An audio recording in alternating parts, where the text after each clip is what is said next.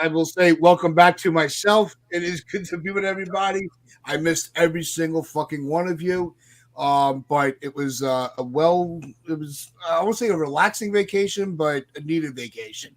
Robin Donald understand the truth of that. But Yankees have been rolling. They have not taken a vacation yet. And we'll get into the debate of whether the champagne party after clinching was necessary, the ups and downfalls to that, because there are pros and cons to any celebration at any level. But the Yankees are sitting, with a very, I don't want to say comfortable, but I think with the expectations of the division, it looks like we have everything in hand. But Baltimore is right on our asses for the division, and Cleveland is going blow for blow for us for the best record. So it will tie it all in together on the champagne celebration, because that was a very hot topic on social media the last couple of days. But what also is a hot topic is how the pitching has been. I think the pitching is really falling into postseason mentality, where they're really all coming together. We saw a couple of our guys from our starting rotation pop into the bullpen. We'll be discussing that as well. But we did win a series in Seattle, and the West Coast is historically not very kind to us. So the fact that we were able to take the first series, and tonight we start a series with Oakland, it will be a wait and see how we finish it off before the final 6 games of a homestand before the season comes to a close. Because unfortunately, the regular season is winding down, and everything's getting tight. Every pitch, every swing of a bat, it all matters. I don't care if we already clinched the division, the playoffs. The work for the Yankees is far from done. So, Donald, how are we feeling about the start of this West Coast trip? Took 2 out of 3 in a very difficult place to play. Traditionally, plus Seattle are still playing for the second wild card spot, so they have a lot to play for too. And I thought the Yankees outplayed them over the course of the series pretty convincingly. So there's a lot to be positive about. As I said in the previous podcast, I think this Yankee roster is starting to round into decent shape going into October. I think this is the strongest that a Yankee roster has looked going into October, off the top of my head, in Aaron Boone's era. Actually, if I'm being honest, there has always been questions previous postseason runs under Aaron Boone about who's going to play where or whatever, or a weakness here and all that stuff. We're kind of rounding it a decent shape. Now we're definitely not without our flaws, that's for sure. But it's certainly the strongest that I can remember. Like every position seems to be kind of settled now. There's nothing really up in the air. The only thing that's up in the air is maybe Clay Holmes because he continues to be one of the worst relievers in the history of baseball this year in terms of blown saves. So he's like the only question mark at the top of my head. Anthony Volpe's offense is dreadful, but his defense is elite. So again, you could probably live with it. So I'm fairly okay with it. I'm fairly okay. Obviously, I'll look forward to discussing the celebration, which still is maybe a little bit premature, but we will break that down for you guys. But yeah, Rob, what are your thoughts on the series? It got the win. That's all I cared about. We clinched a playoff spot. I said the other day I want this thing to be over with as soon as possible. So, checklist item number 1 checked off the list. Now let's get the division. This thing isn't perfect, but there isn't a perfect team in baseball this year. No. So right now we're still in the driver's seat for the division. We still got a very good chance to win the best record in the AL. Let's go get it. This is a big series. As bad as Oakland can be, they are not easy to beat, at least when it comes to the Yankees. When we go there, we don't play well in Oakland. So this is still a very big series. If we can go into that Baltimore series with a good lead between us, That's all we need to do. Let's lock this thing up before it gets too ugly or if it gets too close. I don't want that to be the case. Yeah, there's some things that need to be cleaned up. Mark Leiter stinks. Clay Holmes stinks. But other than that, Gregory said we need to clean up Big G's at bats. He played one game, so I'm not going to get too far into that one. But Volpe, yes. Volpe's at bats have been terrible. He needs to get better. Hopefully he can just have a semi-decent offensive postseason. But as long as his defense plays the way it is, I think we'll be able to survive it. But yeah, and not a lot to complain about. Even in the game that they lost, Clark Schmidt looked really good. He battled back after kind of a rough first, and Jazz, as hungover as he may have been, still hit a home run. So, I mean, I'll take it. A series win on the road on the West Coast is always nice. And yeah, let's keep winning. Let's get this division. Yeah, I think what stood out the most with this series, like I said, I thought the pitching looks like they're ready to go. They're finding a rhythm. They're feeding off of each other, and that's something that you want going into the playoffs. You want to be able to shut down lineups, not one game, but 2 or 3. And I believe that's what they were able to do, because Seattle is not Seattle's not a pushover team. They were, until Houston figured it out, it looked like Seattle was going to run away with it. So it's not like, but it goes to Rob's point. Every team has a flaw.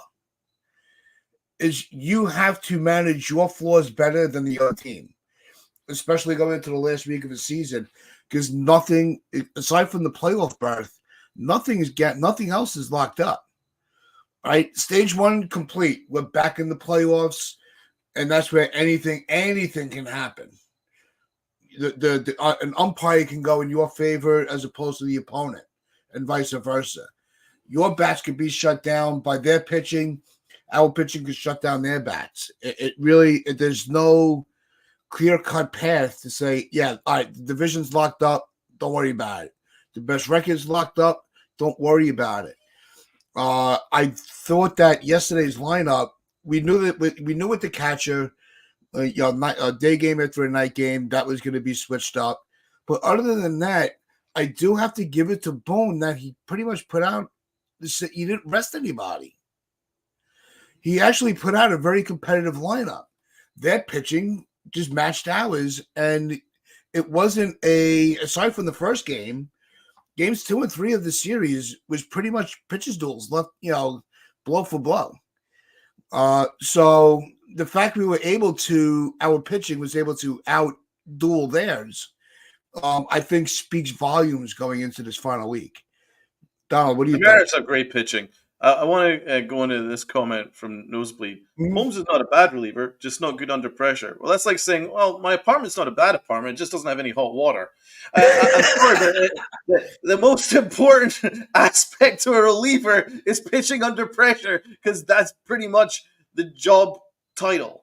You pretty much have to face pressure as a reliever, especially a high leverage reliever. So if he's not good under pressure, he's probably not a great reliever. So yeah, I think we can end that argument right there. Yeah, and I think I know that people are saying that him and Leiter are in the same boat, but Holmes has been here longer. So I think the patience with Holmes is pretty much gone. Not even worn down. It's gone. I don't trust this guy at all. I don't care if he's that guy in the first game. We're up, by 11 runs. Then you put him in. You give him an inning. It's to keep his arm loose, and then you get him the hell out of there. I know they want to try to keep him in high pressure situations. That is not the 9th inning, but it was clear to see that it's not going to work. And if you want to go on a deep playoff run, you can't have that liability coming out of your pen that late in the game or that tight of a game. I don't care if it's the 5th inning. If it's a tight game, I don't want to see him. I don't want to see him with a 10-run lead. The guy can't pitch in any leverage. So whether it's high pressure, low pressure, no pressure, flat tire, I don't want to see him. He can't be on the playoff roster, but he's going to be. Mark Leiter shouldn't be on the playoff roster. He hopefully won't. But Boone keeps gassing the guy up, despite the fact that he's got, 13 blown saves. I said he could find a way to blow a save in the second inning. He really would. Yeah. If there was a way to invent that, he would be the first one to do it. He's that bad.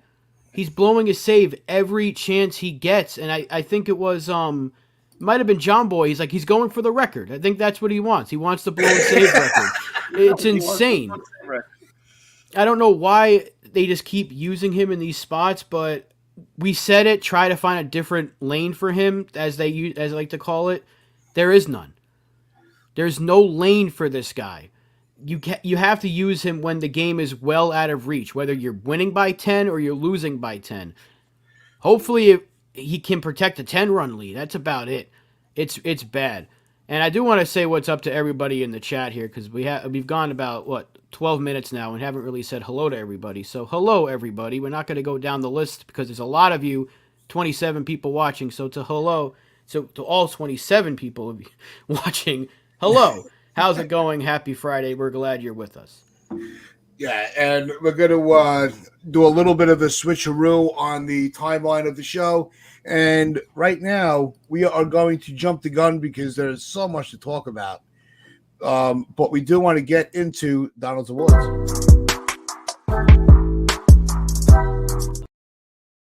What up, what up, what up, what up? Okay, everybody, you know the deal. Before my awards, I want to see that like button getting hit. So you guys hit the heck out of that like button for us. Sub up if you haven't already done so. Hit the like button, hit the sub button, hit that notification bell so that you know that whenever we go on air, we're hopefully going to be on air quite a lot as we head into October. Maybe call some games as well. So we want to get all that stuff underway so you guys can get the best content available. So let's hit that like button and now let's start into these awards. Let's start with the MVP. I'll start pretty easy for me. It has to be Aaron Judge. It has to be 99. I remember texting Rob midway through going, well, I think that's the Clutch Award tied up. Now, maybe not the Clutch Award because there's actually other candidates, but I could certainly give him the MVP because he was basically the MVP through the whole series. So Aaron Judge, 99, once again, MVP. He's the MVP of the American League. He's the MVP of baseball. And he's the MVP of the Yankees. And he's the MVP of this series. Let's go with Rob. I'm going to give it to Anthony Rizzo, actually. He basically won us a game that clinched the playoff spot. He was the only bat that showed up, and his glove saved a good 4 runs with those scoops he was making at first. So if not for Anthony Rizzo, we may not win that second game, and we may be still looking to clinch a playoff spot tonight and might have lost that series without him. So I'm going to give him a shout. As good as Aaron Judge is and as good as he was this series, I want to give Rizzo a shout out because he did have a really good game too when we needed him to. His defense was superb, and he was the only bat that did come through in that game. Amazing. Taz. I went in a different direction. I gave the MVP to Stroman for having the mentality from going from starter to reliever, and not just having a complete implosion. It is not easy to do. I think it's very underrated. The guy never blinked, never bitched, didn't moan, not, I'm a starter. He didn't put his chest out, and he gave us 3 solid innings. So I gave him. I know it's not popular. Yet, believe me, my awards are not going to be popular. But I did think Stroman really rose to the occasion for the team, not himself. Well, Tats is back, that's for sure. I told you. Ken left field. Hold on. I have to address one thing, Ken. You've called 2 games with him. I've known him for 30 plus years. Let's cool it on the not a jinx thing. He absolutely is. There's 30 years worth of proof of that. Donald, continue. Thank you. Yeah, there's out in left field, and then there's Tats. Marcus Stroman. Correct me if I'm wrong. Didn't Stroman give up a run and did kind of struggled in that relief outing? It's like 60 plus pitches in 3 innings. Was it that many? I didn't realize it was that many pitches. That's didn't watch the I know series. he went 3 innings. Look, I'm not saying it was pretty. I thought I went on the mental. We're talking about the MVP of the series. I think that the mentality of it, of him going into that situation and not blinking an eye, I think it showed. Look, he put the team first. It wasn't about his starting role. It wasn't about anything else, but wanting to do what was best for the team. And that's just something that stood out to me. That's all I'm saying. Did you give that award to Nestor, though, when he did it? The MVP. I'm going to go with Anthony Rizzo for the same reasons that Rob gave. Incredible defense. He was scooping everything up left, right, and center. It was like he was Spider-Man at first base. Everything stuck to him. He was awesome. So he was great. And then, of course, those clutch hits as well. He was the reason why the Yankees clinched the playoffs. So really happy for Anthony Rizzo. Good dude. Good teammate. That's how you want to be. That's how you want to perform. He's been out for so long, and to still find a way to contribute, I love that. So give me the low-key MVP, Anthony Rizzo. Let's go with Tats. Hopefully this one's better. I went with Soto. 200th career home run in every ballpark now. Nothing phases this guy. His at bats, he continues to wear out the pitching. We're seeing Soto at bats like we've seen all year, but it looks like he's in that same mindset when he first got here, where every at bat is it's mentally draining on the pitcher. So that's something I noticed with Soto, that he's kind of you're not going to get an at bat less than 5 pitches with him. So I had Soto as the low key. Anyone else absolutely terrified when he went down? When last night when his knee banged against the wall? We'll see tonight where he is, if he's in the lineup or not. Sit him. Yeah. To the Baltimore series, if you have to. Honestly, sit him till the playoffs if you have to. Dude, my life flashed before my eyes. Oh my God. I'm like, no, not him. He's done enough. Water. My eyes literally turned into water. I was like, the king, stop. Then he got back up. Oh, bro. I think the whole of New York just went into silence. Oh, yeah. Holy shit. That was frightening. Absolutely frightening. Oh, right. Okay. Let's be so relieved that he's okay. As DC said, almost had a heart attack, bro. My eyes were literally watering. That was frightening. Okay. Let's go with the Clutch Award. Keep it nice and easy. Actually, I'm giving it to Anthony Rizzo. He was the Clutch Award. Just skipped over like the whole low-key MVP. Yeah. Oh, I'm sorry. Did it right? Okay, I got sidetracked. Rob.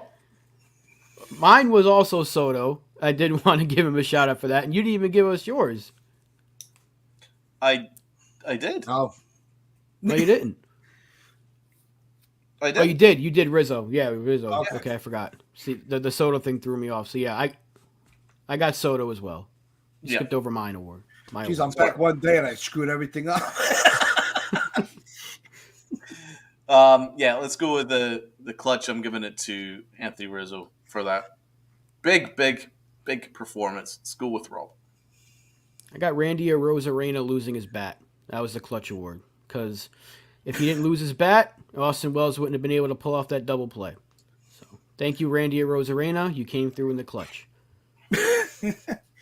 Yeah, I had Rizzo for his defense. That's the first baseman we've been waiting for a while since he went down. And since he's retired, we've been waiting for that. So I had the Clutch was definitely Rizzo for me. Let's go with pitching award. Rob. Going it to both guys, Nestor and Luke Weaver. The fact that Aaron Boone is yet to commit to Weaver as his closer is absolutely insane to me. The dude has been outstanding. He's been electric. Make him the closer. Just say it now. He's the closer because there's nobody else you should feel comfortable with in the ninth inning. And Nestor Cortez was phenomenal. Once again, his last few starts, his last few outings in general have been really good. Angry Nestor, yes, TC. Phenomenal job by that guy. It's a shame that it was brought up earlier, but it's a shame that fucking Clay Holmes had to blow it almost. But hey, Nestor was fantastic. T. I had the pitching staff except for Holmes. Because, it was a very well pitched series, but Holmes ruined Nestor's outing, so he does not qualify as being part of the pitching staff for me right now, because he is that much of a negative. But the pitching was phenomenal this series. So there's not one guy to really single out that stepped up. They all did, except for Holmes. So I went with the pitching staff. Facts. Absolutely facts. I'm going to give it to Nestor. I really wanted to give it to Luke Weaver. I've been giving it to Luke Weaver basically every episode right now because he's been that good. But I'm going to give it to Nestor because of the matchup. It was a very difficult matchup. He's taking on one of the hottest starters in the game right now. Guys got a great record, and Nestor actually largely outpitched him and kept us in the game. So Nestor has really, really surprised me, I have to say. And he was also on the road, and normally his road splits are bad, but he's really fixed that. He's been great. So Nestor Cortez, tip of the cap to you, my man. Great pitching. Well done. Let's go with Aaron Boone. T. I wanted to give him a 7 out of 10 for the lineup yesterday, and not really, giving too many, not putting out a fake lineup. But I went with a 6 out of 10. He lost a point putting Holmes in, and I'm so pissed off with Holmes. But and the fact that they're obsessed with putting this guy in the game. But I gave Boone a 6 out of 10. Rob. I got him at a 6 as well, and my reasoning is because he turned Giancarlo Stanton into a platoon player in favor of Alex Verdugo. That should be a fireable offense. He should be in jail for that. How are you taking one of your best bats out of the lineup for Alex Verdugo? It just doesn't make sense to me. We won the series. He wasn't really a factor into it kind of was. The one loss wasn't on him, but he almost lost the game with that Holmes decision. Could give him a 5, but we did get the series win. I'll give him a 6. Yeah, I'm gonna give him a 6 too. It's a low 6, but I'm giving him a 6. I'm gonna because to be honest, I liked his interview after they clinched. He actually sounded like he was focused on what's to come. Now, I still don't agree with the huge celebration that took place just to make playoffs, but the message was good. The message was clear, and he spoke to his guys afterwards. I saw the video of them in the locker room. He seemed to get pretty focused with that, so that was good. But yeah, I agree with the Stanton thing. Now, he did say that Stanton's going to play a lot, but it's a real weird narrative to send out. And that's why he looked so bad yesterday. Because he's been sitting for like 3-4 days. Do you know what I'm saying? So he was starting to swing and miss on those sliders away, which he was kind of laying off prior to this prolonged benching. So he needs to get his eye back. And sitting him for prolonged periods just didn't make any sense to me. I mean, this is Alex Verdugo, guys. What are we doing here? Alex Verdugo. We can sit him. It's okay. Now, the only thing I will say in that defense is that he's a really good outfielder, and Dominguez made a bunch of very, very poor mistakes in the outfield. So maybe if I was to give Aaron Boone a break, he was probably thinking, it's a difficult outfield to play in, so he probably wants his best outfielders out there. So I'll maybe give him that. But in that case, why didn't you play Grisham at any point if you're worried about outfield defense? So I don't really know. That's kind of what I'm thinking there. Uh, Not the best decisions. The biggest mistake was obviously putting Clay Holmes in, especially against J Rod. I don't know what he was thinking was going to happen there. I knew that he was going to get on base as soon as Clay Holmes came on to face him, so that was a mistake. And obviously, keeping him in the next inning was just asking for trouble. So that's on Aaron Boone too. So a low 6 out of 10. Still took the series, and it was nothing disastrous. I think a lot of it is the talent is overcoming Aaron Boone, to be honest. Let's get into the rest of the awards. Let's go with the L. Let's start with Rob. I was teetering between Volpe or Dominguez defensively, at least. Dominguez's defense was bad. Like, it was bad out there. That made me want to see Alex Verdugo. So we've gone after some of these younger players. I've given Volpe some L's. I got to give Dominguez the L for his defense in this series. It was rough. And I know it's early on, but hey, we've got to be fair because I know I got to give it patience, but that defense was bad, man. If we want this kid playing every day, he's got to be better. It's a simple fact. So a tough L to give to the Martian because he did hit a home run, but his defense has not been great, and I need that to be cleaned up because if he's going to be the future out there in left field or center, he needs to be better. Oh, yeah. Got a lot of work to do in the offseason. Uncle Tats. Yeah, I went with Dominguez like Rob did, and it wasn't an easy decision. But look, as much as we've been begging for him to come up, you have to call it like you see it. And his defense was not good. He's got to read the ball better. I know there's a difference, between center and left, but an outfielder is an outfielder. Those were catchable balls, especially yesterday. Yesterday's was worse. But yeah, the Dominguez, he's got to clean up his defense. The bat's there. The bat, the average is going to be what it is. It's only a handful of games, so it's hard to really go attack him. But your defense cannot go into a slump. You can't struggle with that. And so I went with Dominguez. Aaron Boone Yeah. burner account. Yeah. It was the So, sun. It was the roof. My L, I mean, I was thinking about Dominguez, but his offense was good. He had his first home run of the series of the year. And he was hitting the ball pretty well to all fields. So I'm giving him the benefit of the doubt, but his defense was bad, really bad, and it is something to pay attention to. I don't know. When the balls dropped, he didn't look all that bothered, and I'd like to see him hustle a little bit more when these balls are dropping. He just kind of was like, I didn't like that face too much. He just looked a little too chilled for me, but I'm not giving him the L though. My L is going to Victor Robles. Although I should probably give him the MVP because he's probably the reason why we won the series.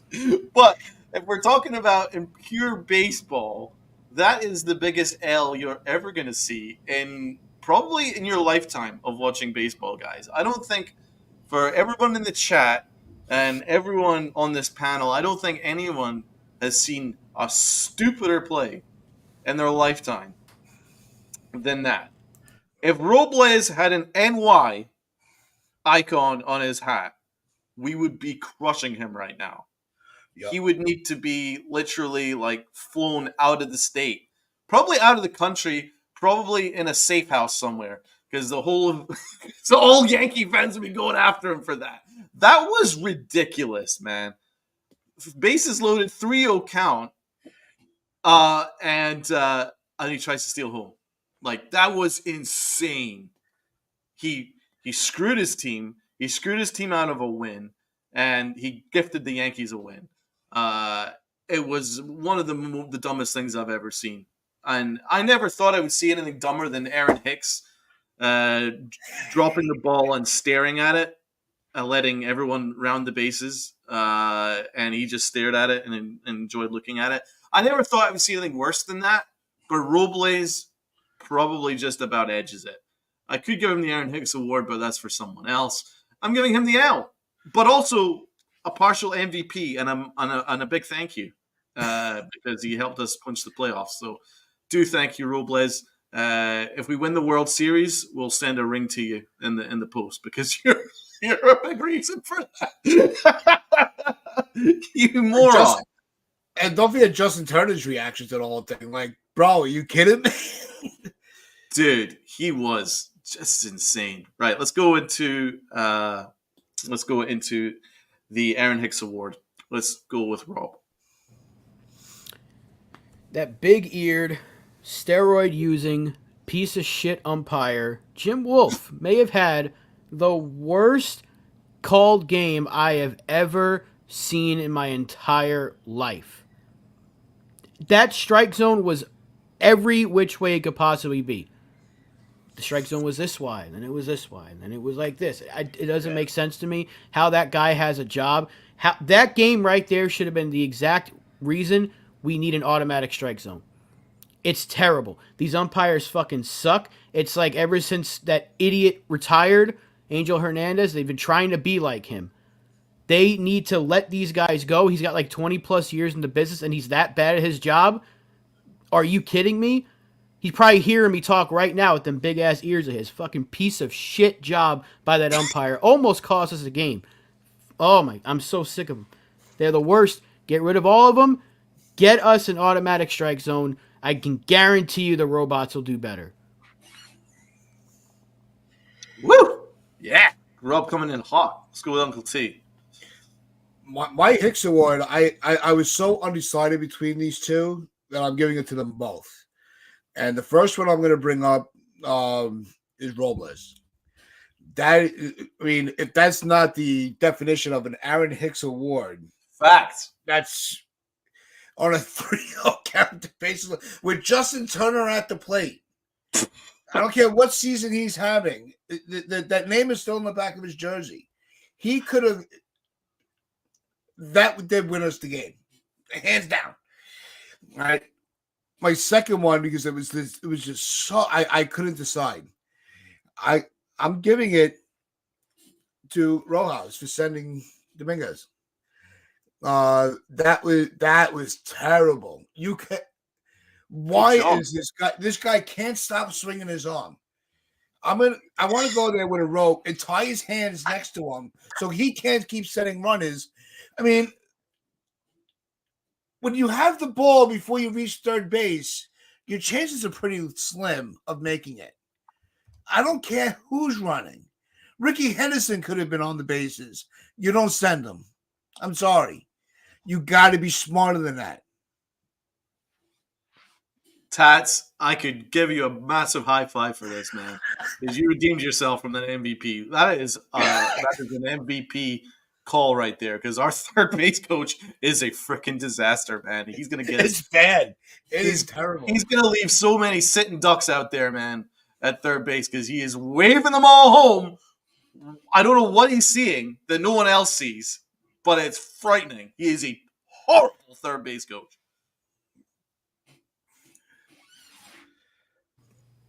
He's so bad.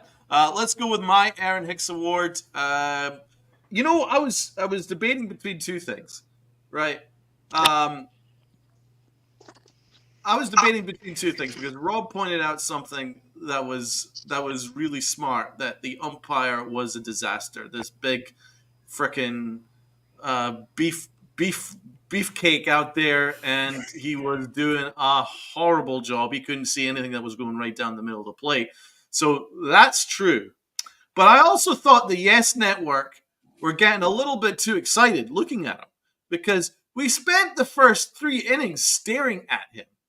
That was what was happening. It was like the first 3 innings, all they were doing was talking about him. Michael Kay and Jeff Nelson. I mean, did they borrow some of P. Diddy's lube to lather themselves up in baby oil to talk about this dude's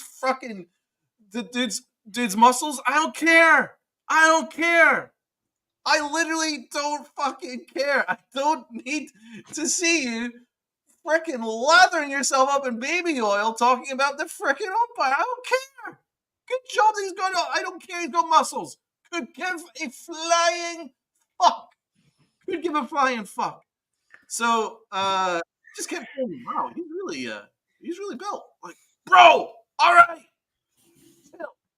Anyway, my Aaron Hicks award is nothing as quite as exciting as that. I'm gonna give it to Clay Holmes because it is Clay Holmes, and I wonder if he's been at P Diddy's parties. No, sorry, he's he is just horrible. He is the worst. Let's look at this. Clay Holmes, 13 blown saves, ties the Yankees franchise record for most blown saves in a single season. It's one shy of the all-time MLB record. Now, I'm pretty convinced that he's probably going to tie that record at this stage. So I think I think he has to be the Aaron Hicks Award. He's the reason why I create this award for the worst of the worst of the worst, and that's Clay Holmes. He's literally the worst of the worst of the worst. And as Rob says, Boone absolutely gasses him up something ridiculous. And there's still people that gas him up. It's on Insta, like, or on X, it's like, oh wow, if you look at this, his slider's really good. It's a great movement. He just struggles in difficult spots. I mean, give me a freaking break. That's his job. So I mean, he's just awful. 13 blown saves, tying the franchise record for most blown saves. It's just embarrassing. He is embarrassing. I don't want to see him anywhere near the playoffs. That's my awards.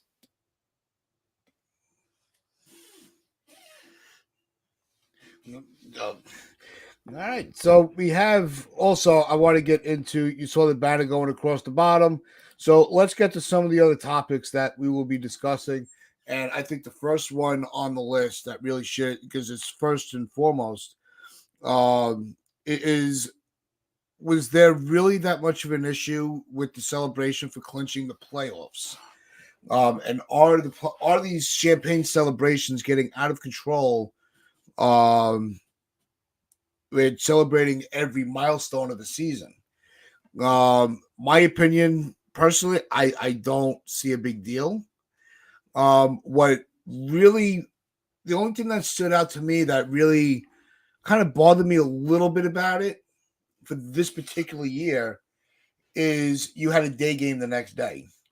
And I thought the timing of the celebrate, like, look at the schedule. You have to be up early. Should you be partying all night? Should you be celebrating? It just, I thought the time, not that the optic was bad. Look, every milestone should be celebrated. I always say that, but I thought that the optic of the way they played that first inning yesterday is it was sloppy. Did they over celebrate? So I'll let Rob and Donald put their 2 cents in, and then we'll discuss it with the chatty in more detail. Jared, I don't know what the hell you're going on about. Are you being sarcastic? The season's over because they haven't won 90 games. I'm not going to get into that. Anyway, I said it the other day. I don't want to see them have this big celebration for clinching a playoff spot because you should be in the playoffs. In fact, they should have clinched a long time ago if they didn't take a break for like 3 months. Remember when I said last month that, okay, good. Remember when I said last month that they're not going to care until the final 2 weeks? Yep. Where are we in the schedule? And all of a sudden they flip that proverbial switch.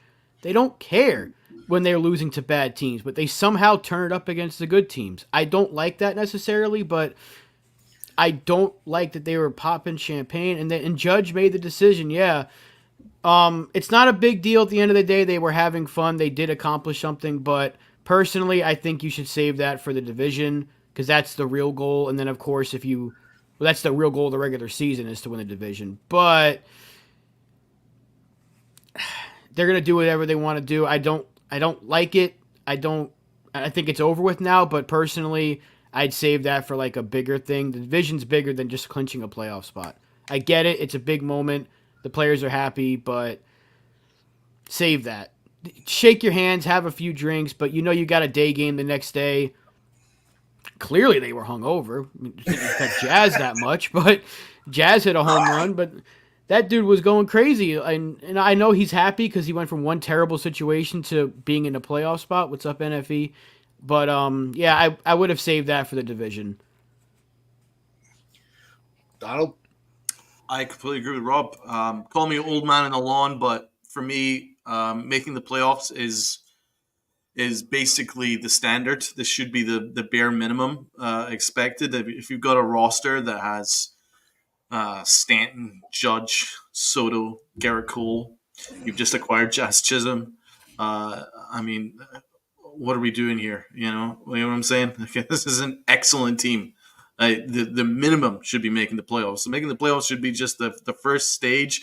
For me, that would be shake hands, give each other a hug, and have a beer, keep it low key, and just make it clear we're gonna party our asses off when we win this division, but we have to stay focused until we win the division. I felt that after they clinched the playoffs, it almost like they took the eye off the ball a little bit because certainly for the first half of that game, during the day game, they looked really sloppy. They just looked very sloppy. The bats were sloppy, and defensively they were sloppy. There was balls being dropped left, right, and center. Even Volpe slipped in the infield, and the ball went past him at one point. But everyone kind of made up for it in the second half of the game. But at that point, the Yankees were behind. So I thought they were a little sloppy. It wasn't horrible. I've seen worse performances, certainly during the summer, but I don't know. I don't think it was that massive an achievement to make the playoffs. Call me an old man on the lawn. Had they not made the playoffs, then send this team to Alcatraz. So, to be honest, I mean, for me, I would have had a massive celebration upon winning the division. That's when you have the massive celebration. That's when you can take a deep sigh of relief and let it all out and have fun. That's when you do it. I wouldn't have done it at this point. It was a little premature for me. But I understand this is a different era. I mean, to be fair, Jeff Nelson didn't have an issue with it, and he's from the dynasty. One of our best ever relievers, one of my favorite of all time. He didn't have an issue with it. He's like, yeah, go for it, have fun. So, hey, if he doesn't have an issue with it, maybe it's not a big deal. It certainly doesn't appear to be a big deal, but I don't really see the reason why they needed to be so over the top with it. It seemed a little over the top. Like, they were going for it, like, hard. And it just seemed like, why do that with the day game coming up? I mean, if it was a night game after, all right, sort of see it a little bit, but day game after, I feel like it's a little early for that. Yeah, and the fact that Soto kept it going, but I just think having the day game the next day, have a quick celebration, move forward, because you did complete phase one, which is make the playoffs. And I was just about to, Mazza, if you're still behind the scenes, yes. There you go. What's going on? Mazza, welcome. And if you do not know Mazza, he is the host of the 4 Chain Express and a very good friend to the channel. Big part of the family. Mazza, what do you think about this whole celebration thing? I would have waited, personally. Okay. I get that you clinch the playoffs, great. Go have fun, go celebrate, but not at that extent. Probably would have waited just to see until we have 6 games to go before we clinch the division. So I might have waited till then, but I'm okay with them celebrating just because, they did get a playoff berth. So I'm okay with it, but I would have waited to go as hard as they did. What up, Alec? What up, fam? But yeah, it's. But I think that's where the divide is coming, because some feel like they did accomplish something, that they reached a plateau they didn't reach the year prior. As much as you want to say it's the Yankees, the World Series should be a lock every playoffs should be a lock every year. but that's not the way the game is built anymore. So I think the players were humbled last year, thinking that it didn't matter what they did, they're a playoff team. They're the New York Yankees, so that they were able to kind of put their money where their mouth is with the logo they wear on their jersey to get back into the playoffs after only a 1-year absence. I get wanting to celebrate that. We're back where we belong, and follow it up by the lineup from Bone. I don't think he took the series lightly going forward, and I don't anticipate him taking a lineup lightly going forward because there is still work to do. The fact that and Rob brought it up earlier in the show with Stanton, only playing one game. Do you guys agree with Boone's decision to bench Stanton to give Judge the DH spot to get him off his legs a little bit? Do you think that's a smart managerial move? You got to play Stanton every day because what happens when he gets hurt? When he comes back, they never give him a rehab assignment, so they always say, it takes a couple of weeks for him to get going. The dude's not playing the field. He needs to be swinging a bat as much as possible. That's his best asset is the fact that he can swing the bat harder than anybody else in the league, and he can send it just about as far as anybody else in the league. Why are you sitting him at all? It doesn't make sense to me. Play Judge in left if you have to. Play Judge in center. He's not a terrible outfielder. I mean, the guy is still, he's 32 years old now. He can play. We're going to be playing him in the outfield. I get it. You want to get him off his feet for one game? Fine. But you don't need to sit Stanton twice and be like, he's going to play tomorrow. It's your third best hitter on this team is Giancarlo Stanton. It's obviously Judge, Soto, Stanton. Those are your best three players. He's made of glass. He's swinging a bat, Rizzi. Like, we don't need him to do much else than get to the plate and hit a home run. So he can hit righties as much as he can hit lefties. It doesn't make sense to me. I don't like it. Play him because he's going to play every day in the playoffs, and Seattle is still a team you might see come October. I don't know if they'll make it, but you might see them. The way I look at it is I would have gone all out, play your best lineup until that division's clinched. There's, we're magic number 6. Get that 6 done. Then you can rest away. I mean, Aaron Judge, he isn't chasing 63. Unfortunately, I thought he was on pace to do it. He isn't, but maybe that's a blessing for the Yankees because there's actually an opportunity that once they clinch the division, then you can start resting Aaron Judge and Juan Soto and get these guys rested up for the playoffs. So that's what I would have done. I would have just gone all out, have Stanton play every day, get that playoff, get the division clinched, and then you guys can party, have a big fucking party, and then rest guys and keep everyone fresh and give some opportunities to some other people on the bench. That's what I would have done. But they've had a big blowout celebration for 6 games before you've even clinched the division. Seems a little premature for me. Yeah, I agree with that. I didn't really care for Stanton being benched those 2 games. I know this is going to upset some people, but I would have platooned Verdugo and Dominguez those 2 games and had Stanton DH just because you need him in that lineup, just because of what he brings and that presence that he brings. And we missed that those first 2 games. Yes, we won, but it would have still been nice to have. Yeah, that's a good point because I think with the platoon with Dominguez and Verdugo, as much as that would be frustrating because we want to see Dominguez play, it really defensively, it does make the most sense to have Verdugo available for late inning defensive substitution, just like we used to see with Grisham, or with LeMahieu and Rice at the first base spot. It's puzzling, but when you peel everything back, it does make the most sense, strategically. So that's something that Boone could look into in the next couple of series. What I do you just think want about them to play Rizzo's their best comment lineup. here? This is the weird mentality this front office has. That's why I still feel like you can't win with this manager. His approach to this game, maturity-wise, is sus. But learning that Aaron Judge was the one that wanted this celebration, how does that play into it, guys?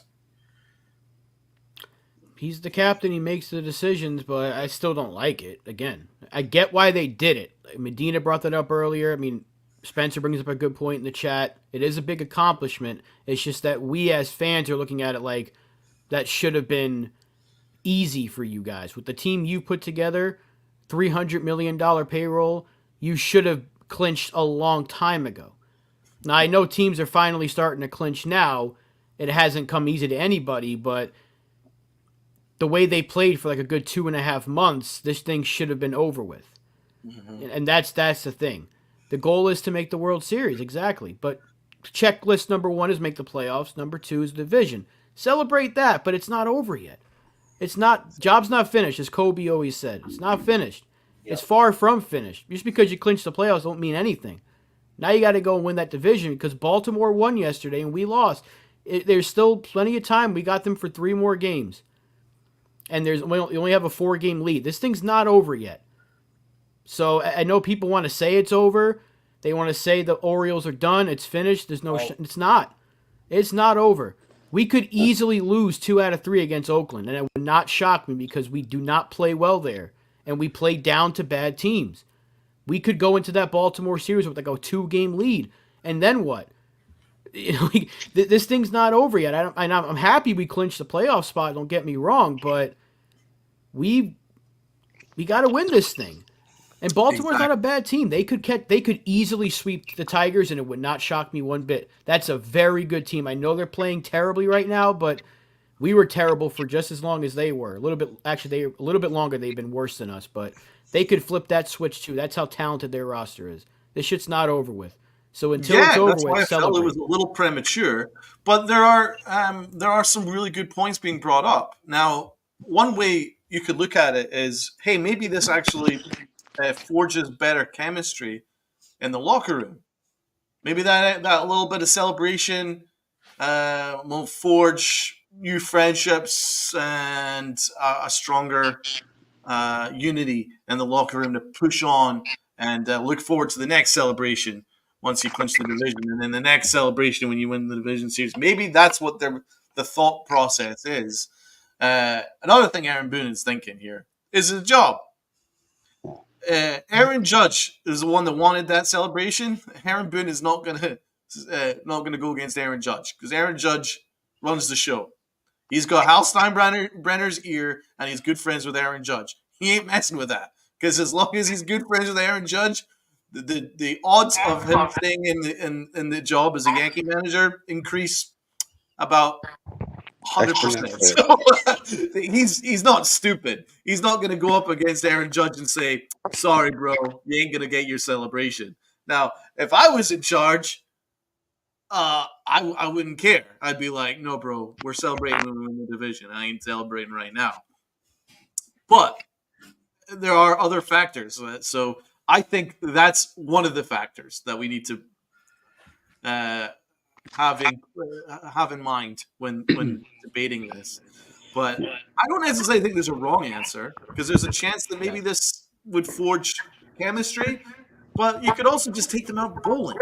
After they won the fucking series, they could go out. Right, let's go have a night out, have fucking bowling, and have some drinks and all that stuff, and have a great time. But the big celebrations when we win the division. I think you could have had a low key celebration, and then increase it as we go further and further. That's probably how I would have done it. It would have been kind of like just kind of giving them further incentives to look forward to. But that's my thoughts. Fortune, what are you thinking? I mean, look, this is a historic year for us. We have 2 guys with 40-plus homers. We have 4 guys with 20-plus homers in this lineup. I mean, look, you've got Judge with 50-something homers. You've got Soto with 40, who hit his 200th career homer at T-Mobile Park, mind you. So congratulations to him. You've got Stanton with 25-plus. You've got Jazz Chisholm with 20-plus. I mean, This is a historic season. We have not seen a season like this in God knows how long. I mean, I don't even remember the core four even had a season like this. But with that being said, we also have to look at it as we don't want to waste what we have done this year. We don't want to waste what we've gotten out of Soto. We don't want to waste what we've gotten out of Judge. We certainly don't want to waste the healthy season that Stanton has had this year, because Stanton has relatively been quite healthy this year for someone who's been injury prone throughout his Yankee days. So you don't want to waste that. And I think having that, that massive celebration, like you said, kind of puts that to waste. Let's worry about the big celebration later on down the road. Let's worry about clinching the division, because the quicker you clinch the division, the less stress it is when you have to face Baltimore. Because let's just say for all intents and purposes, we sweep Oakland and Detroit sweeps Baltimore. There's your division right there in that one series. So when you do play Baltimore, you don't have to worry about, them being 2 games out, because now they're already 7 games out of first with no division title. Now they're fighting for a first, second, or third wild card, and you're forcing them to continue to play their top players so they can clinch that wild card spot. So when I say you don't want to waste the season that we're having, that means you don't want to put everything that everyone has done, from Stanton to Jazz Chisholm since coming over from Miami, from Soto, from Judge, and you don't want to throw that down the drain because you want to have a big celebration. And I get it. Aaron Judge is the captain. He wants it. He gets it. I get that. However, you want to make it so that when you do clinch the division, that celebration means something. And it means more than just clinching a division, not a playoff spot. So that's where I'm coming from, is you don't want to waste what we've done. And we've done a lot of good this year. Look at Stanton, who's been healthy. Soto, Judge, Chisholm since coming over. So that's something to keep in mind as well. Yeah, I did want to bring up Dominguez to close the show out, but I think we kind of dived into his defense during the award segment. So I think we could keep this discussion going just for a few more minutes. I know Rob's on a tight schedule, so I'll toss it to Rob first. But is because nothing is secure as far as the division or best record, which I think the division right now is my priority. The best record is kind of like bonus round stuff for the home field. Does that kind of make the celebration just look that much more benign, or really really premature is the right word? No, it's just I don't care about the standings, any of that stuff. I just didn't think clinching the playoffs was that big of a deal for a team that should have been there. But I get why. Again, I get why they did it. Yeah. But I don't really care about best record. I mean, I do want the playoffs to go through Yankee Stadium, but it's not like the Yankees played so well there the last time we were there. So it just get the division out of the way, because this should have been done with a long time ago. It should have, and that's the case. And I think Jared just brought it up. If not for Clay Holmes specifically, we would have been up by 5 games still. That game against Baltimore that he blew before the All-Star break, remember that? How many other saves that has he blown? So because you could kind of pinpoint it on him, and that goes to the manager not taking him out of that role sooner. This could have been done a lot sooner. I don't really care about the best record right now, but you got to get that division out of the way. Because if you clinch that division, you're going to be having home field until the ALCS anyway. And there's no guarantee you see Cleveland. So, I mean, I don't think the record has anything to do with it. It's just that they should have had this in the bag a lot sooner. The team's much better than they were playing for 2.5 months of some of the worst baseball we've ever seen. That's why I'm pissed. Because this should have been done with. And they kind of just skated by when they were struggling. They didn't make it seem like a big deal. You could have had this celebration 2 weeks ago, for all we know, and we wouldn't have been worried about. We wouldn't have been worried about it. It's like, there's still a month to go in the season. It should have been over with. That's my big issue. Fact. It's almost like they've kind of forgotten about the fact that all through July and August they were complete ass. So I don't know if they necessarily earned this celebration. Earn it when you win the division. As long as they win the division, though, this conversation is mute. It's kind of moot, right? If they win the division, it's moot. Hey, fine, not a big deal. They've gone on and won the division, fine. But as of right now, it seems a little premature, and you kind of wish that someone would maybe police the locker room a little bit more, because when with the teams that we grew up with, the standard was making the World Series. At the bare minimum, you make the championship series. At the bare minimum. So there was no celebrations until then. So it's a little jarring, obviously, but I understand that we're in a new era. And there's a lot of younger fans and there's a lot of younger players that aren't aware of this, the standards and the difference in mentality in the 90s, that just want to be excited and want to feel the excitement. And I'm happy for Jazz Chisholm, because he's someone that you could tell absolutely loves being here.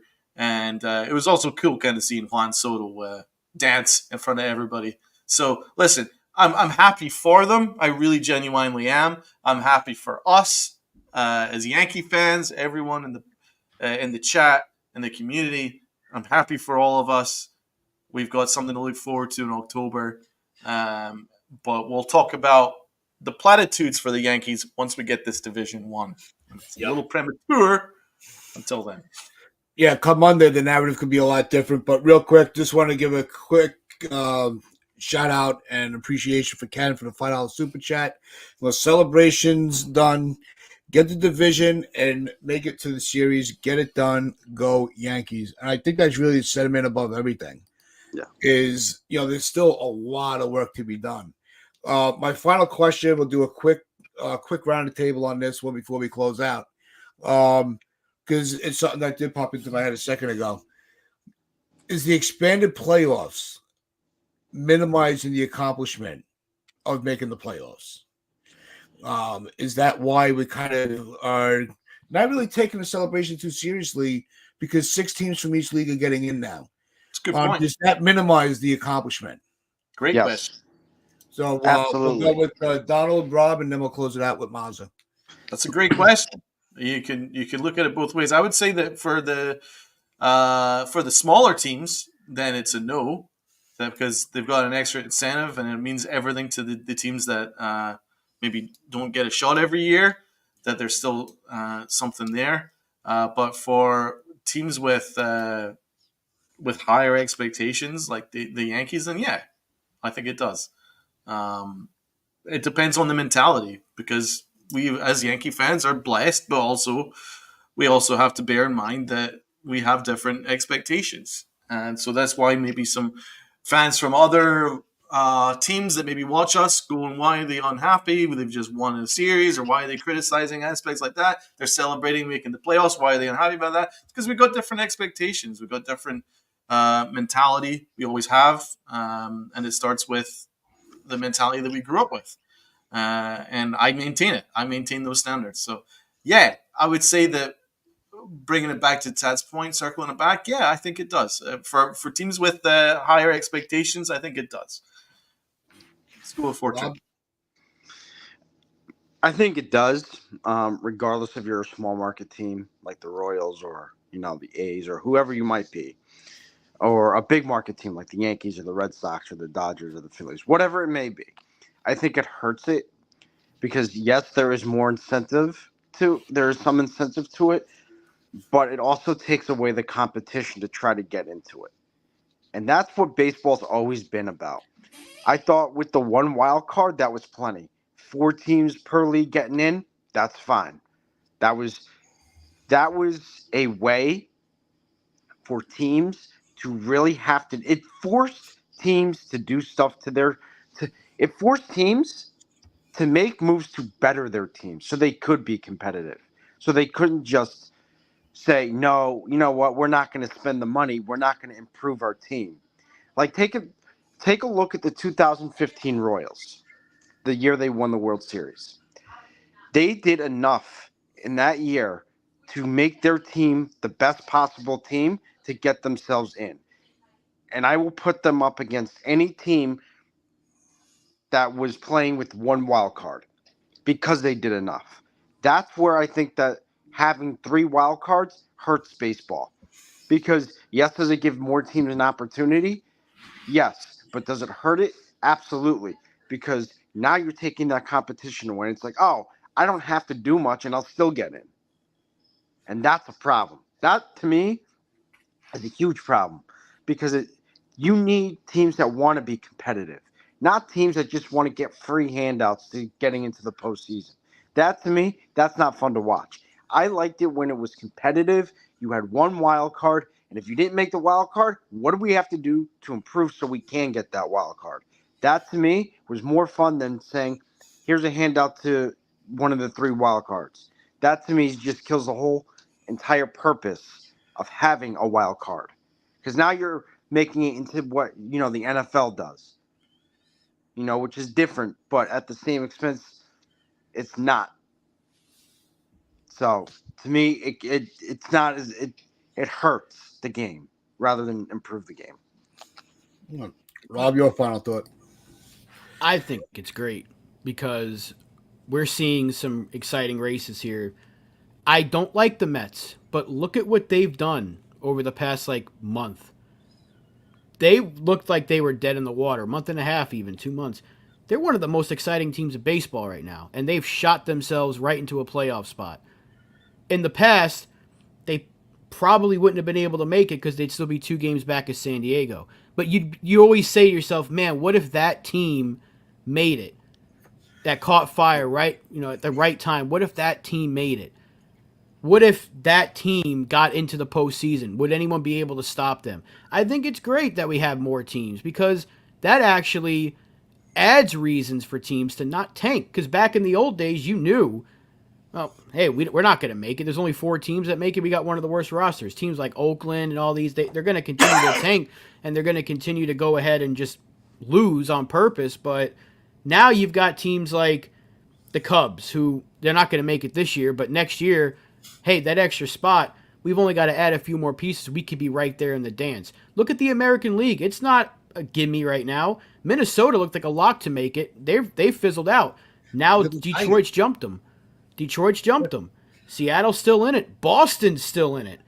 So for teams that it might be on the old days, might have been on the outside looking in, now it gives them the reason to bump it up. Ken brought up a good point earlier. It did screw up the trade deadline because everyone's a buyer and there's not much excitement anymore. But I think it's a great thing that we have more playoff teams because there's too many teams in baseball for only 4 in each league to make it.